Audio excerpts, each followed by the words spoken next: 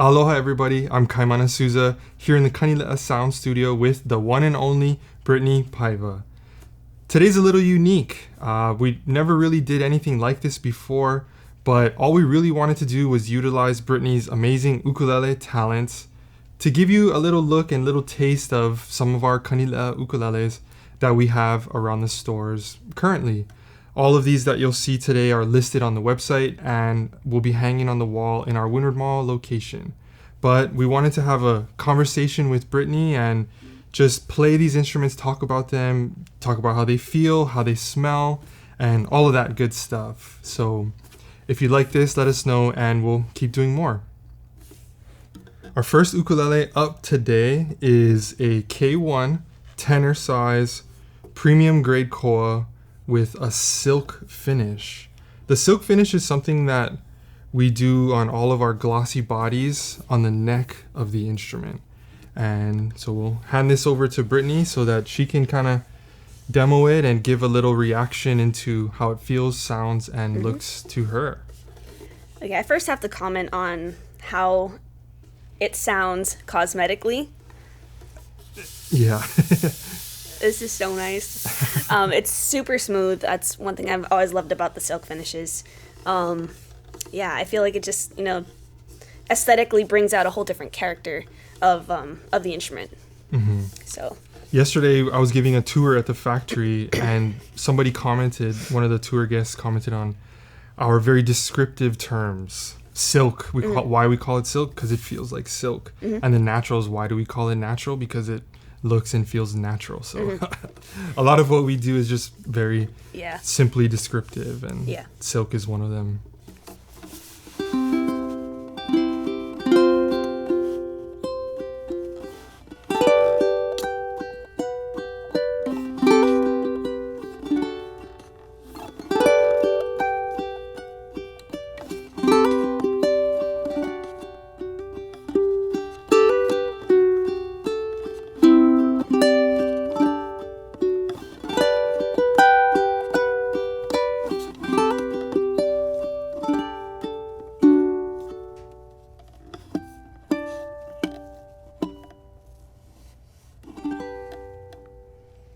the tone is very articulate with this one. I feel like just there's so much brightness from it. Yeah, it's great.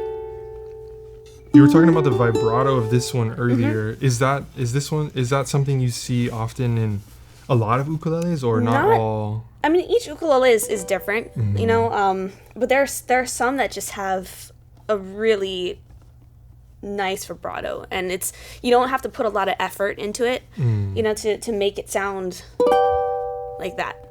It's a very small wiggle that I have to do. It's just.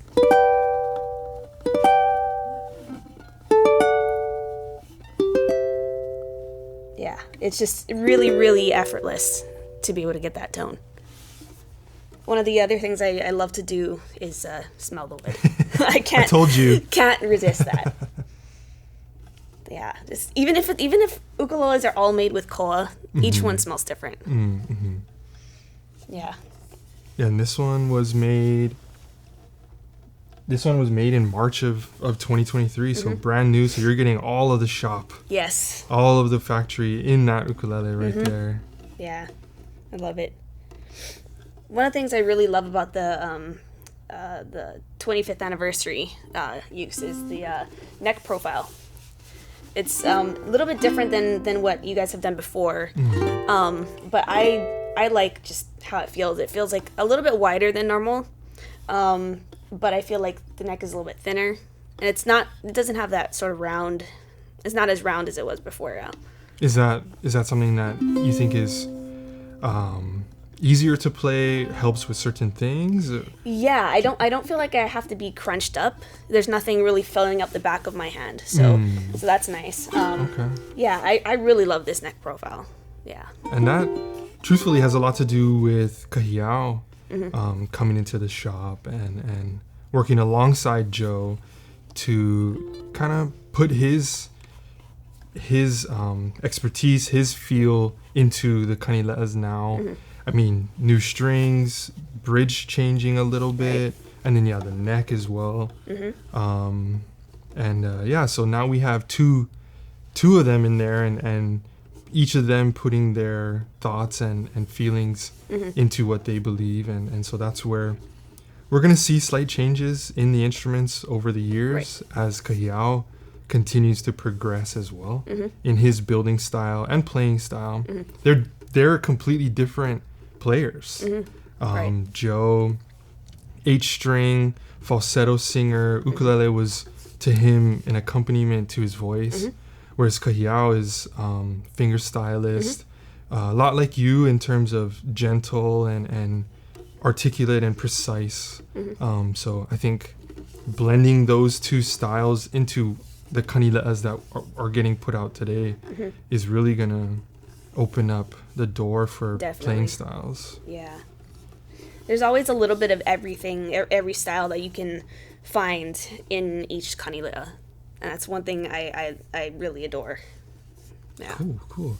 Speaking of, why don't we maybe check out a multi-string ukulele? Sounds good. And by the power of editing, we have a 6-string.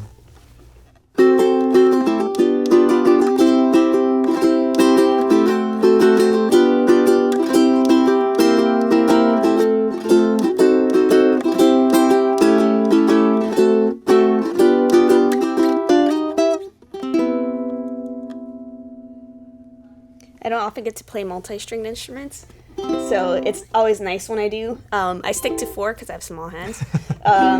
Yeah. I love how you naturally went to like the Hawaiian style. We never talked about what you were gonna play, but naturally that's kind of where you went, because I think it's just so reminiscent of that old sound.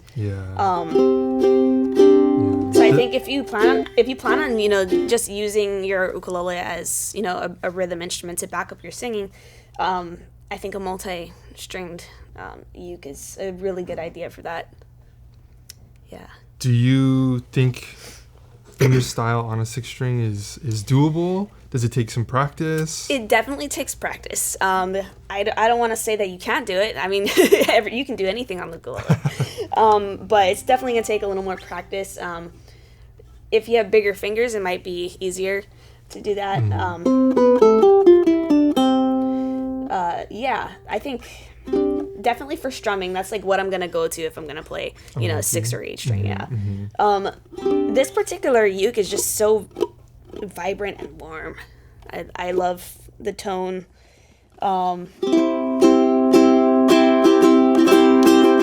There's so much volume. Yeah. Tons of volume. Tons of volume. We have to smell this one.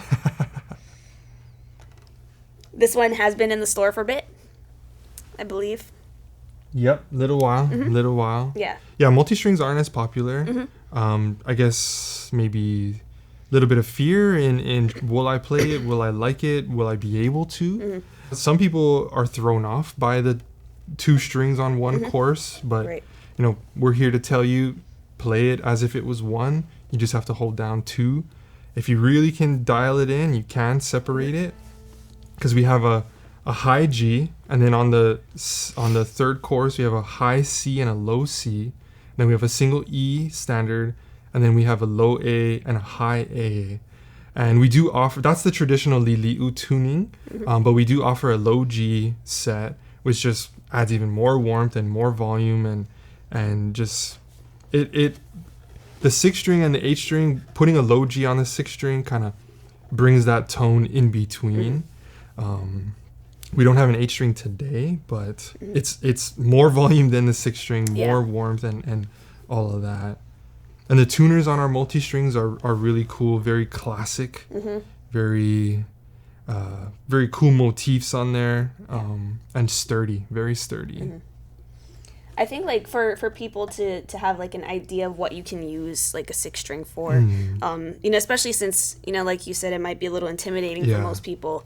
Like what am I going to do with multiple strings? As a music teacher myself, I find that a lot of my students love learning stuff from like the 70s, 60s and 70s. And that's when, the 12-string guitars were everywhere. So if you like that kind of music, definitely get a 6-string or an 8-string uke. just because you'll get that sound. You'll be able to achieve that,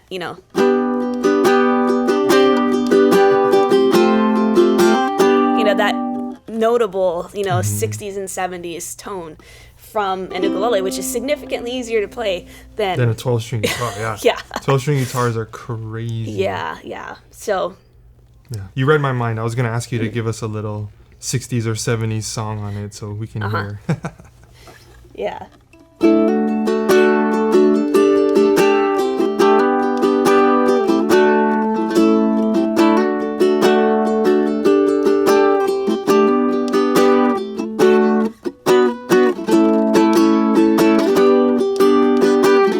So it's like the whole band right there. Basically, it's the entire band on a single Kanileʻa. Yeah. That's awesome. And that was a look at our K-1 tenor 6-string. And don't forget, we'll have all of these linked in our description below. And we'll be right back with another model. And we are back with the smallest ukulele that we make, a K-1 soprano in our natural finish. We'll do ASMR right here. So the natural finish is a little more porous than the silk. The silk really is raised above the wood, so you're not really touching or exposed to wood. A natural is not exposed wood, but it's really gelled into the wood, and it's still protective, still cured under UV light, but it's more of integrated with the wood and allows it to breathe. And we only have one layer of finish on the natural, so it's as close to natural as it can be in looks, feel, and tone. I feel like the tone of this one, it's so loud. It just projects. So if you want something that's gonna, power over your friends, the soprano is, Yeah, if you needed to power over, you might have needed a super tenor, but with this soprano, you could, When we were setting up for this scene, she started playing it, and I wasn't looking, and I thought it was a concert at least. Volume could be tenor based, even more than a tenor. You can still hear the soprano tone, but volume wise, I thought it was a concert.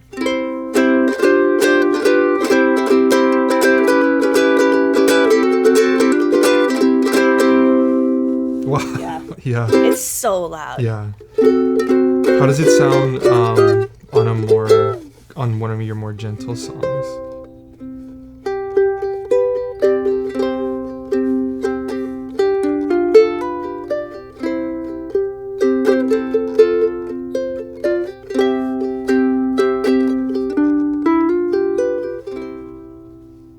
So very smooth.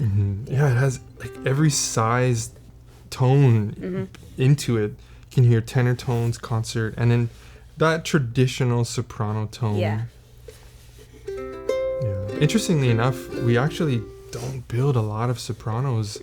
Of all 9 of our sizes, it's probably the least built size that we do now. And it was considered the standard for in the early times for a long time.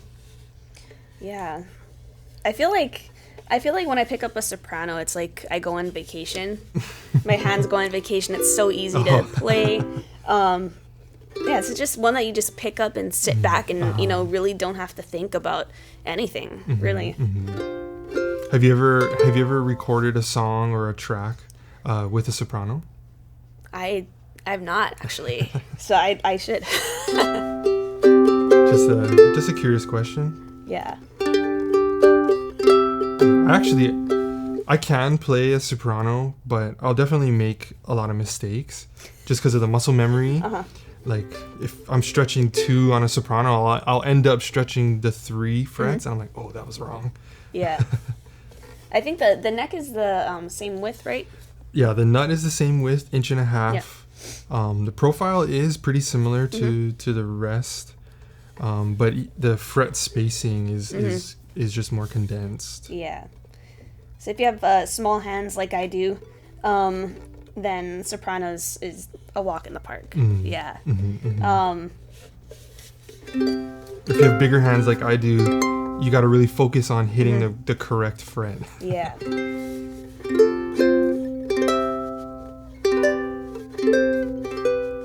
But it's got a lot of warmth though. Yeah, this one is sweet. This one is brand new. Yes. This one is. We were in the middle of filming and it came over from the shop so that we could do this video with it. So it literally just finished like this morning, yesterday. Oh, wow.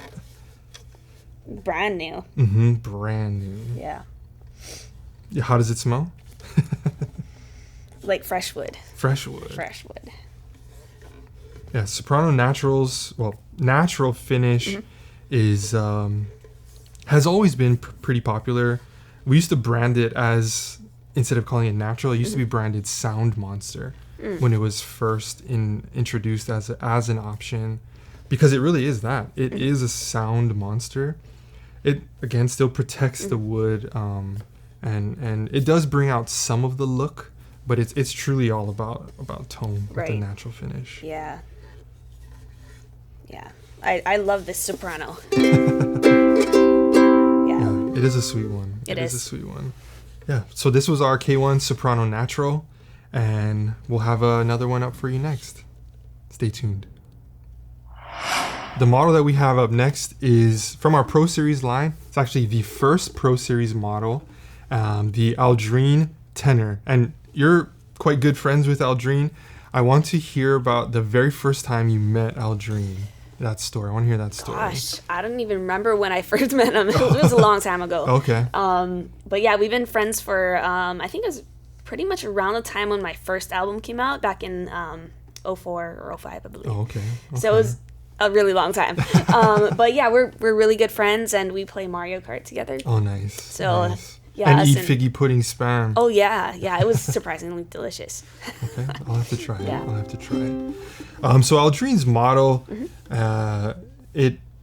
koa. You know, he loves koa. Always has loved koa, and he wanted to do something unique with the rosette. So we have the bird's eye maple rosette, and his little avatar inlaid on the 12th fret in sand, and his signature in sand. And then this is now currently the only model that still carries the thick, really traditional slotted headstock, because those Gilbert tuners are just incredible. He won't do anything without those tuners, and I get it. I get why. They are really incredible tuners. And he has shared that he likes the weight of that headstock for when he plays. Do you have any thought or say to the weight of that headstock? Absolutely. I think Aldrine's model is the one that I will always go to, in the stores. Okay. And I think it is that weight. I like to have that assurance that, like, my left hand doesn't have to hold up the uke.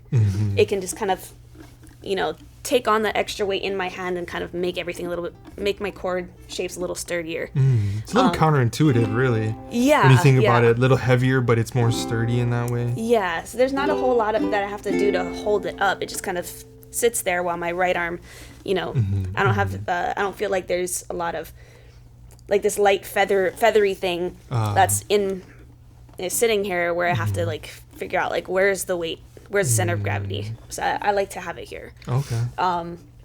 So yeah, if you like, a little bit heavier instruments, definitely the Aldrine model is great for that.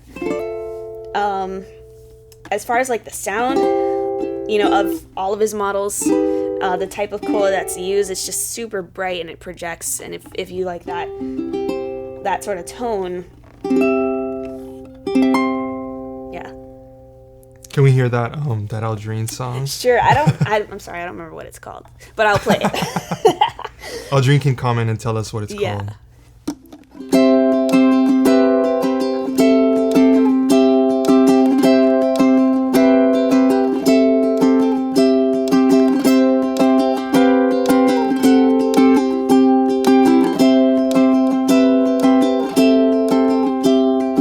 That's all I know of it.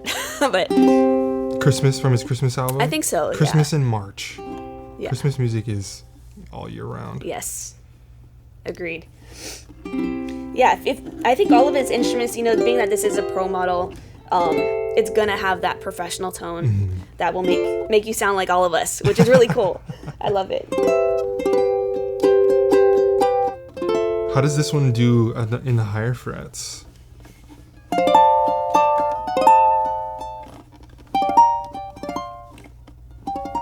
still very clear, which I love.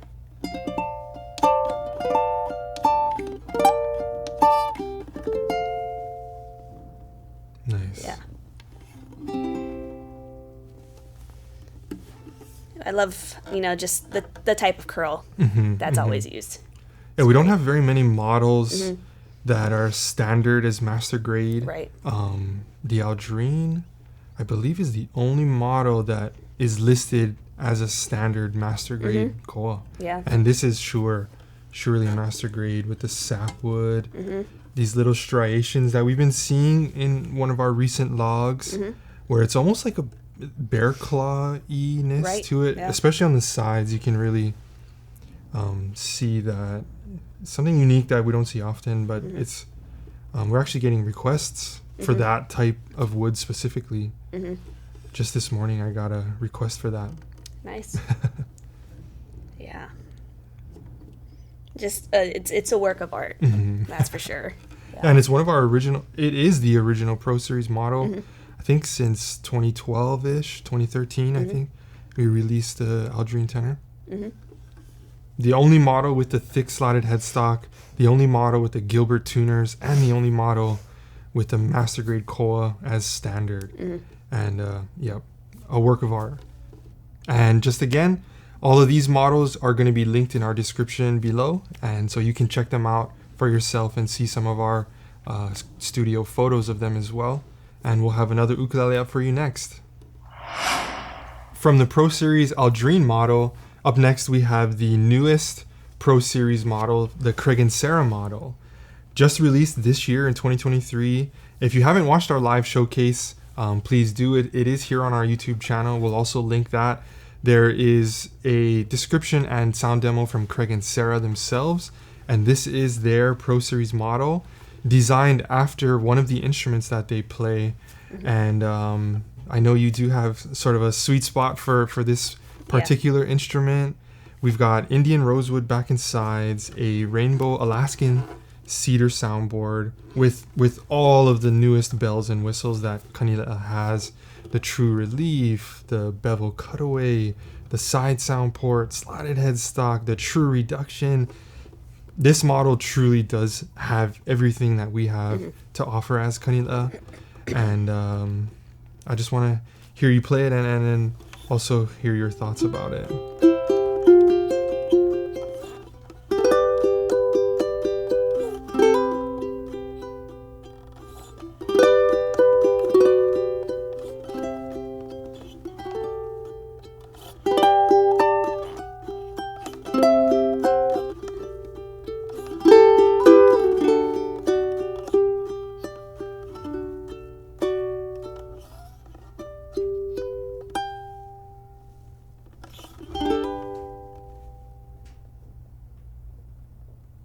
It sustains a lot, this particular wood combination.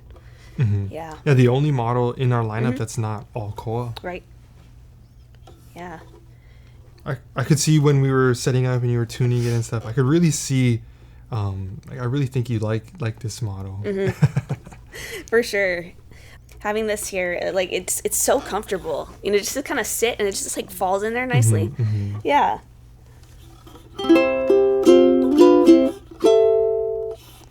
And then having the scoop cutaway here is nice to have that little extra realm to reach a high fret. Yeah. So if you're one of the few people that love to play in those upper frets, having this here is nice. Do you often play up there? I'll go maybe to 15.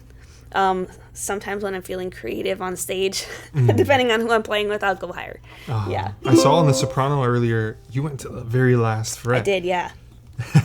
That's crazy. I can hear the sustain, even on that last fret. Yeah. And on the A, too. Yeah, it's really, really nice. So, for those who don't know, we have recently welcomed Brittni to the Kanileʻa artist ʻOhana. And I think this instrument was kind of the cincher for you. Can you tell me a little bit about that? So I had filmed Craig and Sarah's backyard concert. And I ended up using one of their ukes because my own uke didn't work. And so this was one they let me try, and I was like, it's like from the moment I picked it up, like I played the first chord and I was like, okay, I need to do something about this. So I did. Nice. Now I'm here. Yeah. And we'll hear more about that story later, but stay tuned for that later. Yeah. But very unique. I mean, very, very decked out model.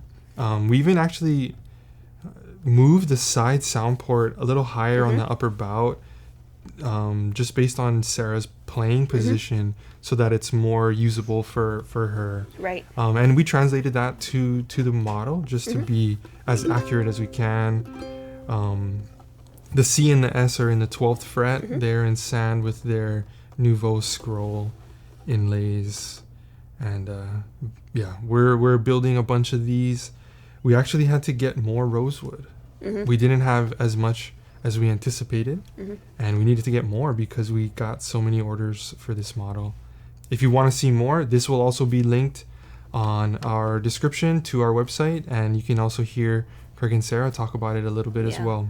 It's very it reminds me of like a classical guitar. Okay. The way that it feels like it feels just like a classical guitar, but an ukulele.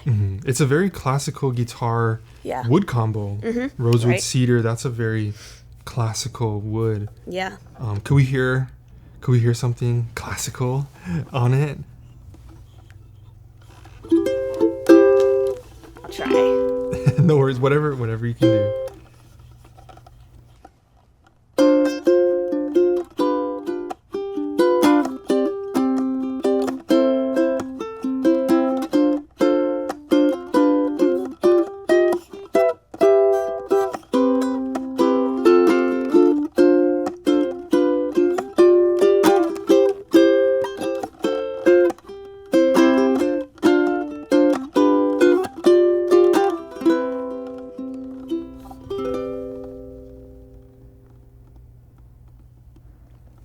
One last thing before we move on. How does it smell? Because this has cedar. Yeah. Cedar. I love the smell of cedar. It has that classic cedar. Yeah. I actually have a cutoff of cedar on my desk so that I can smell it if I need to calm down. It's like my own little diffuser, but it's a literal blank of cedar that I have. Yeah, it's nice. Nice. All right, stay tuned. We got a couple more for you. Up next here we have a DK Tenor Master Grade, introduced to our model lineup in 2021, modeled after our 2020 Platinum. And for this year of 2023, we're just about towards the end of March at time of filming, and I am pretty confident in saying that this is going to be Kanileʻa's most popular model of 2023. We just cannot seem to keep them around. And there is no doubt as to why. And I think it's the unique look, but most importantly, the tone and the volume that this model really gives. Yeah.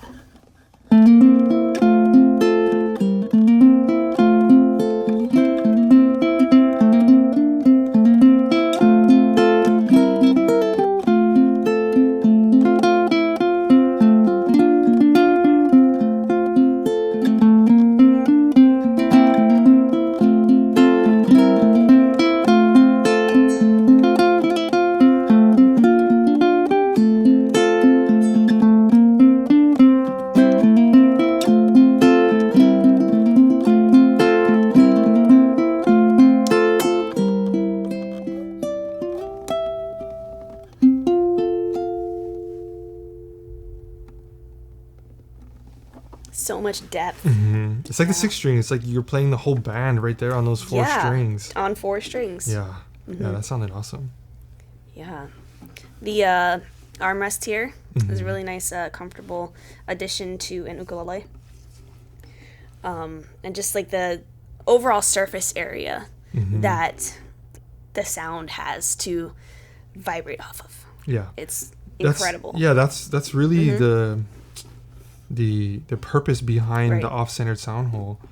Really, the sound hole is only there so that the sound waves resonating on the inside can escape so you can hear it. So it doesn't need to be in the center for any reason. It just needs to be large enough so that you can get enough of that sound hitting your ears. So that's why we move it off to the side, open up that center, which is the sweet spot of the soundboard, furthest from any ends where you have the highest fluctuation in when it vibrates, to create all of that sustained volume and tone. Yeah. And then you pair it with the side sound port, and it's like this like reverberating, it's got like built-in reverb almost. Yeah, it does.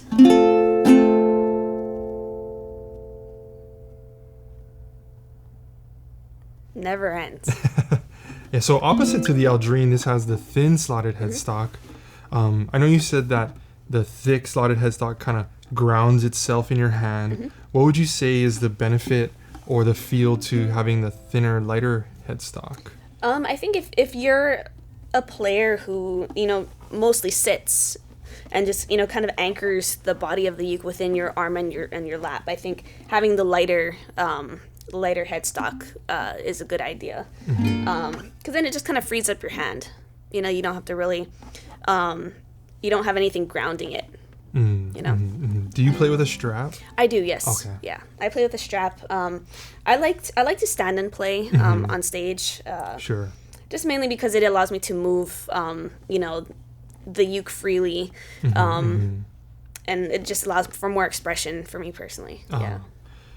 Would you say the lighter headstock would help in movement if someone's kind of, flowing on stage or even... Yeah. Having the lighter headstock will help you to, especially if you're in that stage of, trying to come up with a stage personality. It's a lot easier to not have to worry about anything, any extra weight or anything like that. So if you just want something really fluid, the light headstock is the way to go. Nice. And then we're almost to the end of these instruments. How has the neck profile from the first one that we talked about varied or stayed the same until now? I feel like I think there's a little bit of difference between the Aldrine model and this one. This one I think does feel a little bit thicker in terms of from front to back, but not anything drastic. It's real. They're all really comfortable. Okay. Yeah, because every piece of wood is different. Yeah. Even when we are shaping the necks, some mahogany may be slightly more dense, slightly harder, so that when we do sand, we're not maybe removing as much, which might lead to a little bit of differences there.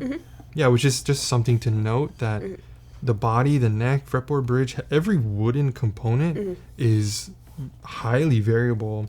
So not every single instrument is alike.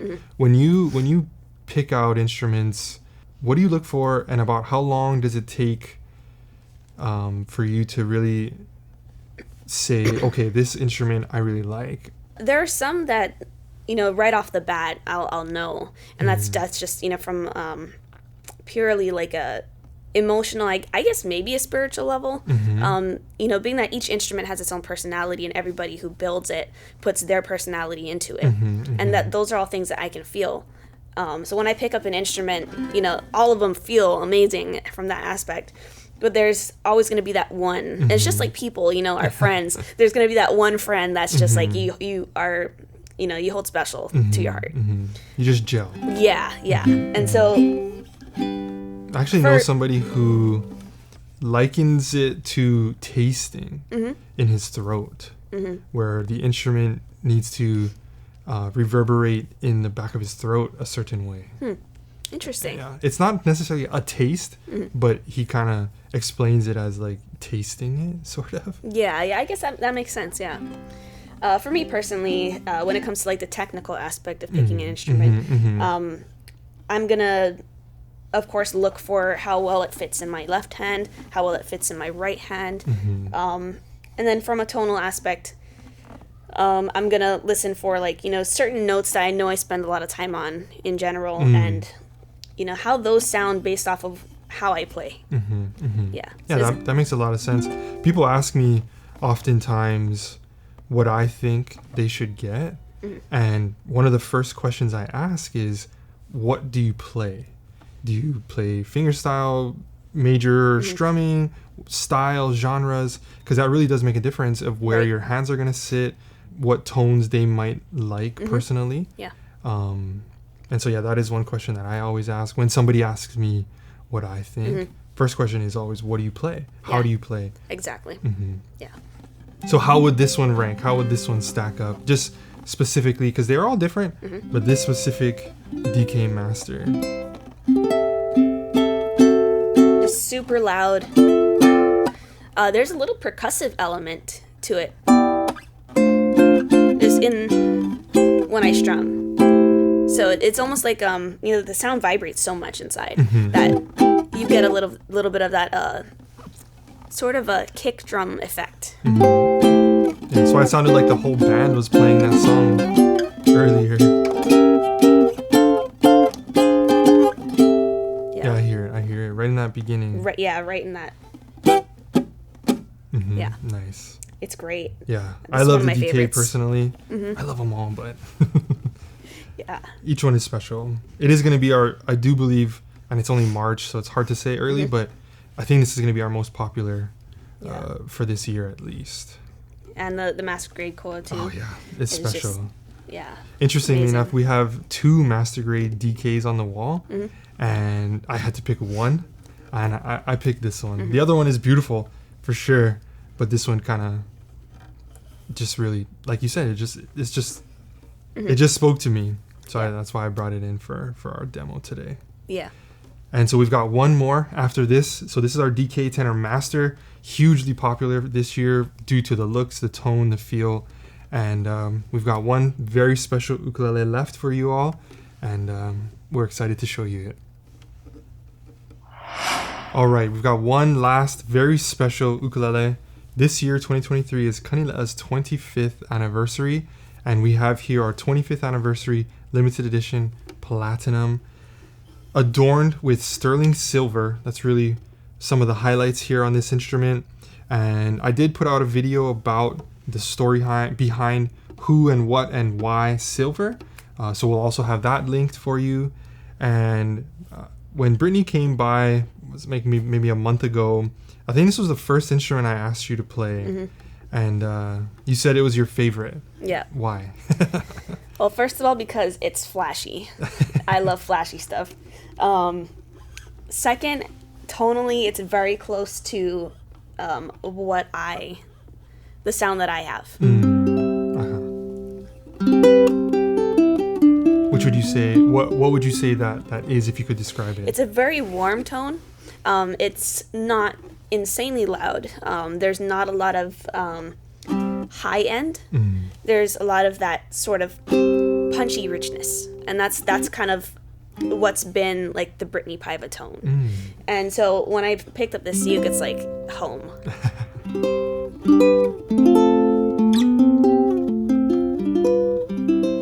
Yeah, so it's everything that I have crafted my sound into.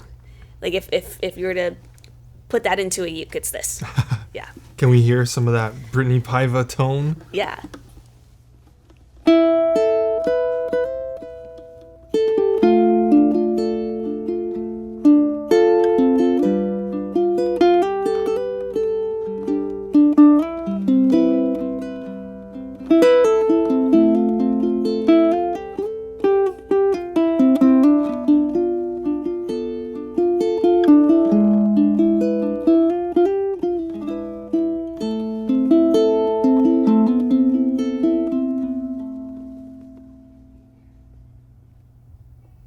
Nice. Yeah, this has a koa neck, which I personally love. I mean, Joe and Kahiao also love what the koa neck does for the tone. Yeah. Do you say you would hear or feel a difference with having a koa neck? It's gonna be a little heavier. For sure, koa is a lot heavier than mahogany. Right. So that would be like the only thing. I mean, I like it. I like the extra weight. Sure. But just for those that aren't as familiar with the different weights of the woods, that would be one thing to keep in mind. That koa is going to be a little heavier. So there's that, but it makes a really big difference in the overall tone of the instrument. Yeah. But master grade koa. Yep. all the way got around. it. Yeah, and this specific one is the prototype. As of today, of the 50 that we plan on building this year, we have 40 in the queue already, ready to be built. So there are 10 left, ready and available to be ordered.